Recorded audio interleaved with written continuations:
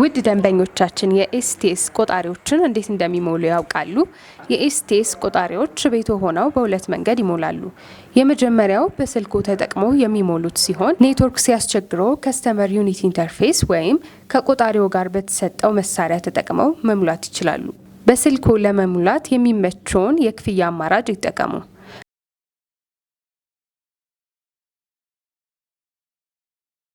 በመቀጠል ሲሪያል ነምበር ወይም የቆጣሪ መለያ ቁጥር ያስገቡ። የሚሞሉትን የገንዘብ መጠን ያስገቡ። ወዲያው ቆጣሪው ላይ አክሰፕት ወይም ተቀብሏል የሚል መልእክት ያያሉ። ይህ ካልሆነ በስልኮ ከሚደርሶ ሪቻርጅ ቶክን ነምበር ይዘው በሲአዩ መክፈል ይችላሉ። በሲአዩ ለመክፈል የሚከተለውን ማብራሪያ ይመልከቱ። መጀመሪያ ሲአዩአችንን ወይም ሪሞታችንን ወይም ከስተመር ኢንተርፌስ ዩኒታችንን ከቆጣሪዎች ጋር መጀመሪያ ማገናኘት አለብን። ይሄ ማለት ምንድነው? ለሁሉም ቆጣሪ ሲአዩአችን ላይ ገብተን 59 69 86 86 ካለም በኋላ የኛን መለያ ቁጥር የቆጣሪያችንን መለያ ቁጥር ያ ማለት 37 ብሎ የሚጀምረው ማለት ነው።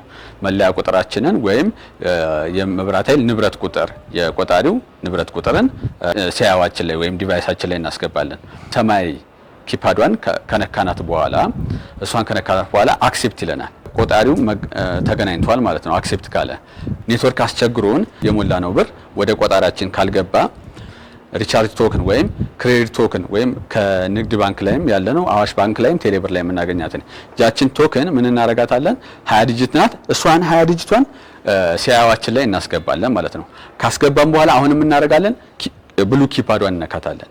ብሉ ኪፓዷን ከነካን በኋላ ምን አረገ ማለት ነው? አክሴፕት ካለ ገብቷል ማለት ነው። ያለንን ያስገባነውን ብር ለማወቅ 170 ኦባይስ ኮድ አለ 170 170 ብለን ብሉ ኪፓዷን ስነጋ የቀሪ ሂሳባችንን ማወቅ እንችላለን ማለት ነው። በዛ በተጨማሪ ደግሞ ኒውትራል ላይን ከረንት ለማወቅ ደግሞ 080 ብለን ኢንተር በምንልበት ጊዜ የኒውትራል ላይን ከረንታችንን ማወቅ እንችላለን።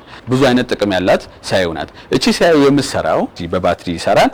ሁለተኛ ደግሞ በፓወር ላይን ኮሚኒኬሽን እችን ከቆጣሪ ጋር ተያያዥነት ያላቸው ቆጣሪዎች ከሶኬቶች ጋር ከነሱ ጋር ሂደን እንሰካለን። ሰክተን